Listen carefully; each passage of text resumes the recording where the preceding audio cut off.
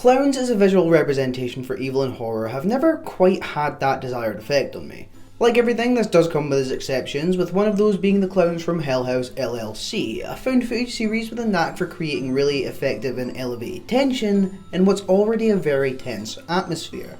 Now, I will return at some point to discuss those in the future, but today I wanted to talk about the other exception to what I've just said. A clown that embodies evil and horror like nothing I have ever seen before, whether that be in film, TV, or even video games. Now, if you've seen the title or thumbnail of this video, you'll know of course that I'm talking about Art the Clown, the sadistic antagonist of Damien Leone's Terrifier films. Soon to be a trilogy with a third Christmas-themed film releasing in October of this year, Terrifier is one of those corners of horror that I expect most people wouldn't recognise by name, rather visually. Because I have no doubt in my mind that a considerable amount of people outside of the horror community have seen this covered in some capacity, because Art the Clown is the sole definition of a striking visual. He has a certain disturbing touch to his appearance that has this nasty habit of just sitting with you. I'm not really sure why. Maybe it's the stark contrast of black against white for a character whose morals couldn't be any further from mixed. Or maybe it's the brutal and downright sadistic ways in which he goes around disposing of his victims. Art is, without a shadow of a doubt, one of the most disturbed and unnervingly scary antagonists in any horror film. That might sound like a bold claim, and yet I say it with my whole chest. If you disagree, feel free to say so in the comments, it's why I'm here after all. This is a character whose legacy spans across several theatrical and short features, with multiple things all contributing to his overall terror. The movies themselves are relatively popular within the horror community, with the second one being a surprise box office hit. While I have to admit I have an odd and quite frankly morbid appreciation for these movies, I have to acknowledge that more so in reference to Terrifier 1, they're fairly light on nuance, efforts to study a character, or any sort of intriguing narrative.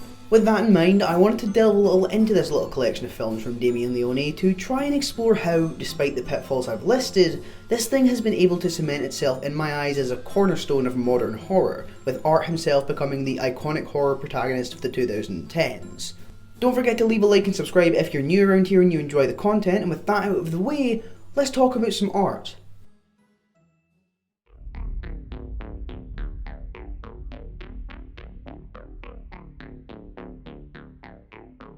As far back as Damien Leone's short film The Ninth Circle, it was clear that he had a really specific eye for practical effects that would inevitably go on to revolutionise just how grotesque the visuals could be in horror movies. This is something that would only be further amplified in his 2011 short Terrifier, which, as you'd expect, was the basis for what would eventually become Leone's feature-length trilogy. The Terrifier short is 20 minutes in length and instantly displays this level of filmmaking maturity from Leone that showcases just what he can offer.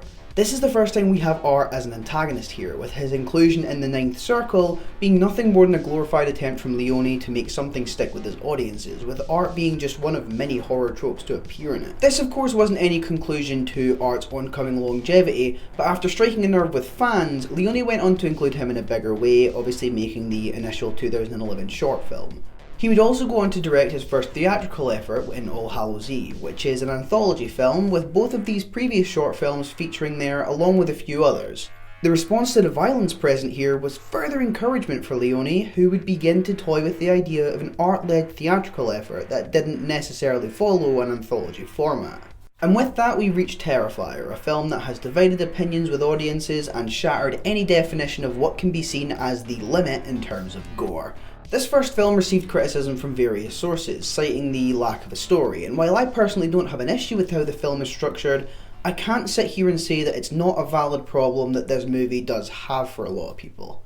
Now, as violent as these movies have shown they can be, I have an odd affinity for them. Whether you want to be outraged by the violence present or not, Terrifier, both in its theatrical and short variations, is a direct representation of what horror is when defined in its rawest state, because as the title suggests, this thing is undoubtedly terrifying. It's been far too long since I watched something and was so viscerally disturbed by what I was watching. I'd liken it to something like the Poughkeepsie tapes, but the more polished look here gives it an edge that unnerves me just that little bit more. I would liken them to a more disturbed and bloodied rendition of Saw. Remove any incredibly flawed ideals when it comes to the value of human life, and in my eyes, Art is quite literally grindhouse horror's answer to John Kramer. The way in which he kills his victims is unforgivingly brutal and damn near excessive, but we as an audience have this morbid fascination with that sort of thing, as we've briefly discussed in past videos. Most people that I know who have been turned away by the lust for violence in these movies also tell me that they knew exactly what they were getting themselves into, and if nothing else, this shows me that this type of horror is truly successful in what it wants to do, as this thing is genuinely horrific to the point where people were actively seeking it out for this very reason before realising they probably never should have. Damien Leone has a knack for this sort of thing, and I really respect that and enjoy it with his work. He strikes me as a director who is willing to stoop incredibly low to terrify his audiences, and I've got a lot of time for that. That's a feeling that's been missing from horror for far too long in my eyes. He is someone that's heavily involved with the major creative processes within the Terrifier films. I mean, this guy is a writer, editor, director, producer, and special effects artist all rolled into one.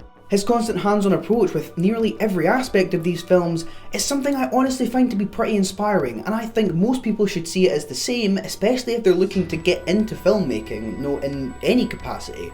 Terrifier to Leone is like home, as archaic as that may sound. He knows exactly what makes this franchise tick, filling it to the brim with excessive gore and brutality. His practical work is second to none across this genre, and it's something that lends itself heavily to the success of how striking these movies can be. This in connection with other aspects, the way it's framed, every single angle, every shot that lingers on a corpse for just a second too long. It's all done with intent and purpose, creating this furthering sense of dread that never feigns, only seethes under the surface, bubbling over like some psychotic mix that only ever ends in the same gruesome bloodbath.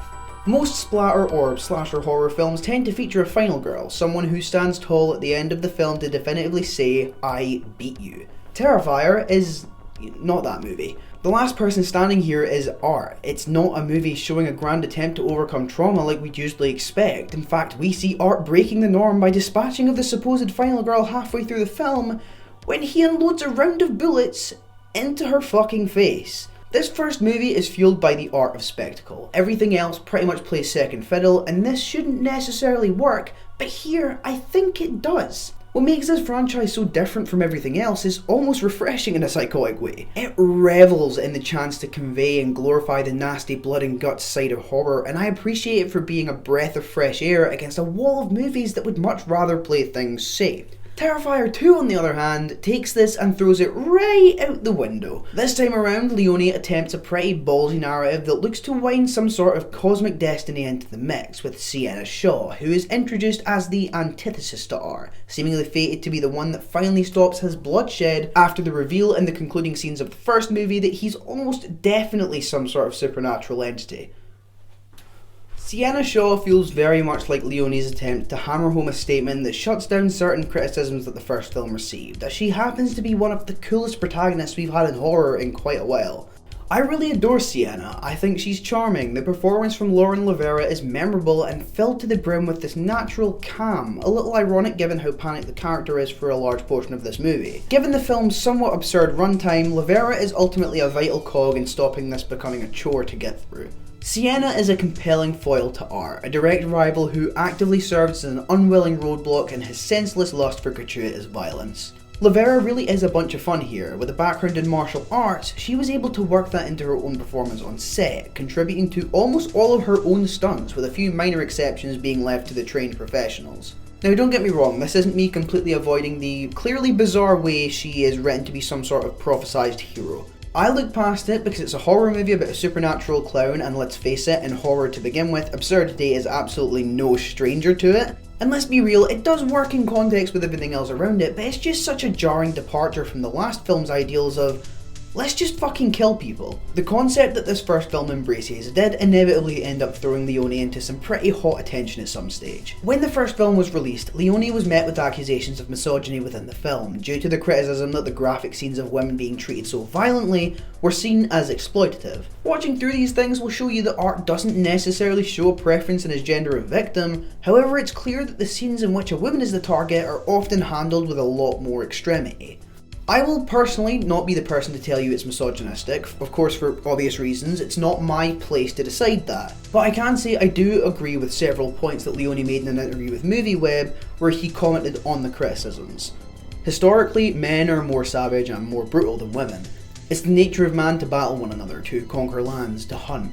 A male psychopath attacking a vulnerable woman is more effective and disturbing on many levels, in turn making the villain much more reprehensible. This makes the audience 10 times more empathetic for your final girl, because it's exhilarating to root for them. Now, horror across most subgenres, especially slasher films, have always had an eye for staging the female as its last person standing, hence the term final girl. Now, I could make a whole video on this concept because it's so vast and intricate despite seeming so simple, but that does come with the need to set up a reason to root for said character. It's such a classic and downright fundamental trope, and as Leone states, it's a lot more profound than people will credit it for. I understand that the brutality towards women in these films can be very excessive and over the top. However, creating this visceral reaction from your audience is something that horror like Terrifier needs to accomplish. Again, I won't tell you this isn't misogynistic, I simply understand the reason behind approaching it this way. I'd like to say that it does improve in the sequel, but if you've seen it, you'd know that I'd be lying. If you think the hacksaw kill scene in the first film was bad, we're really only scratching the surface with that thing. A lot of people will cite these things as the most gruesome and disturbing watches in the horror genre, and you know what? I think I get it. I think it's fairly easy to see where they're coming from, and a big reason for that is the sheer amount of talent Leone has for special effects. Countless times through the films, we're treated to these awful moments that really force us to ask ourselves whether it's worth sitting through them, and they're done with such relentless ferocity that you just can't help but appreciate how much Leone must enjoy doing this to us. He truly revels in creating these loud, gut-wrenching experiences, proven no more by the fact that a certain kill in the first movie was spawned from his research into medieval torture methods, determined to find and create a horror scene that hadn't been done before. I really want to focus on the sequel here, because while the first film features some really great effects, it's the sequel that blows out of the water, and honestly in my eyes should have received some sort of award nomination, but I understand that most outlets have an allergic thing with horror where they tend to avoid it whenever necessary, so what can you do with that? Terrifier 2 features a whole host of nasty visual effects, which caught everyone by surprise, even more so considering the fact that this was present in a film made for a measly $250,000. Leone values practical effects, and it's something that I think has been a major contributor to people cherishing these movies, almost as a reminder of what horror can be. There's a reason that these movies get more of an audible reaction to the gore than the other Hollywood releases that feature buckets of CGI blood. I, like Leone, am often taken away from the experience by this type of thing, because it really detracts from the immersion slowly being built through the tension.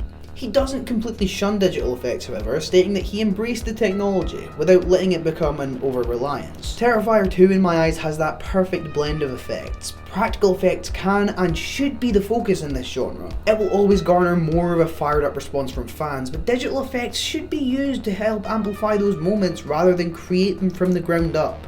The moment that comes to mind when I'm thinking of these effects, in the sequel specifically, is with Ali, a friend of Sienna.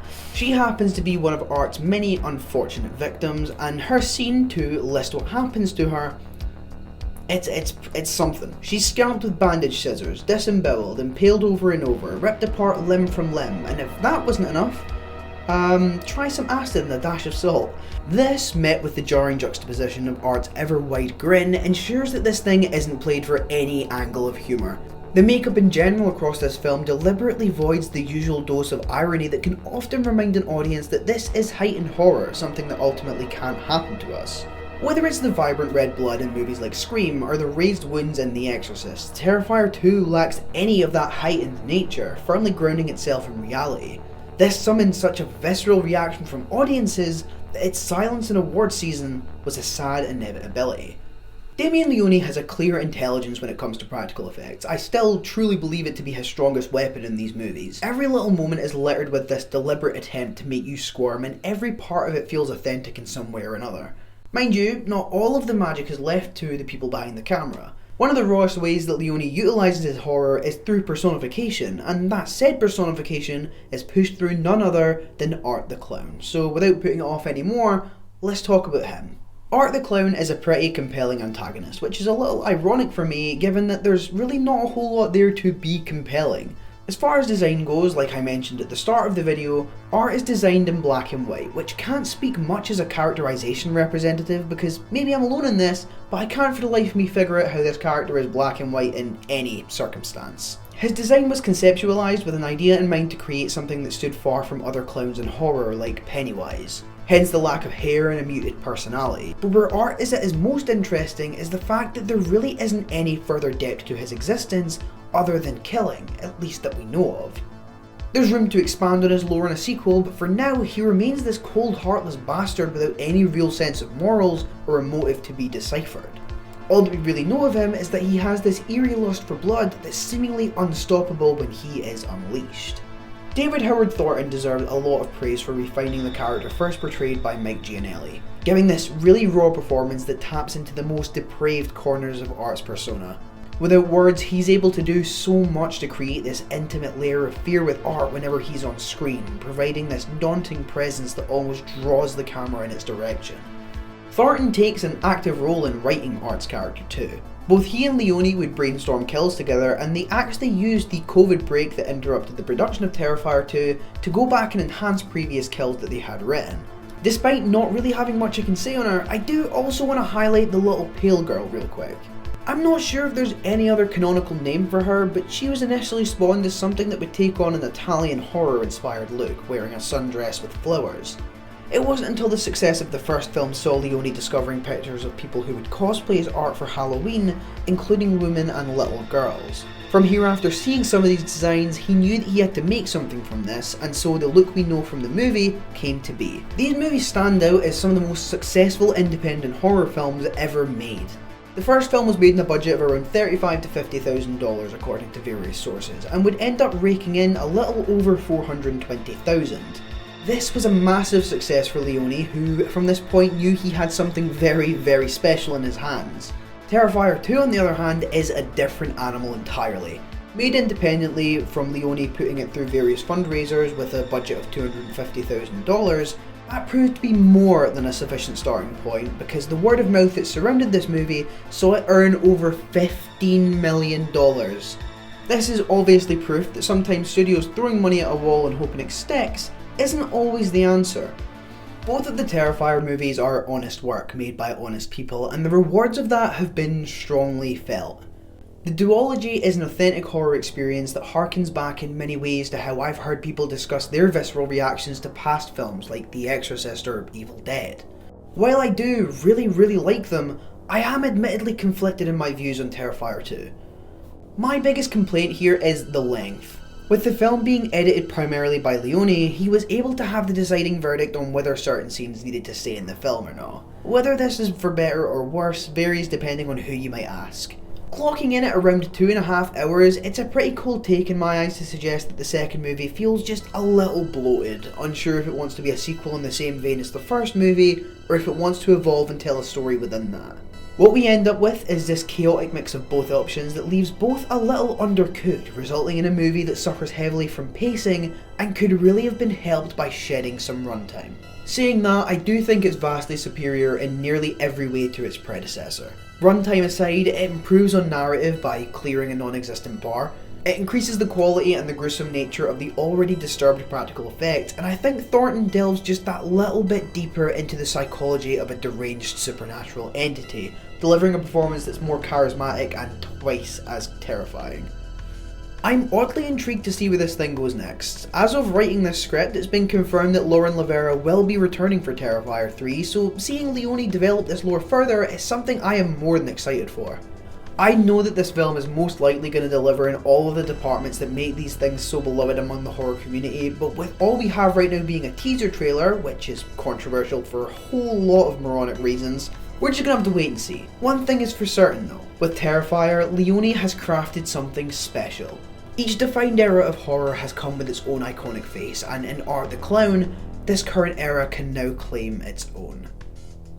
And those are Damien Leone's Terrifier films, a disturbed little corner of horror that I saw as the perfect place to start the year. Please get into the comments and let me know your thoughts. Let me know if you have any gripes with anything I've said or anything in the movies themselves.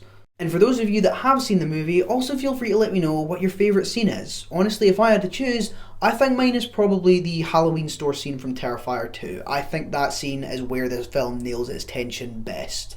Please like and subscribe if you did enjoy the video. It does a lot in terms of helping the channel grow and I really appreciate it. But with that being said, be sure to watch out for that clown that's staring at you across the table, and until next time, I'll be seeing you.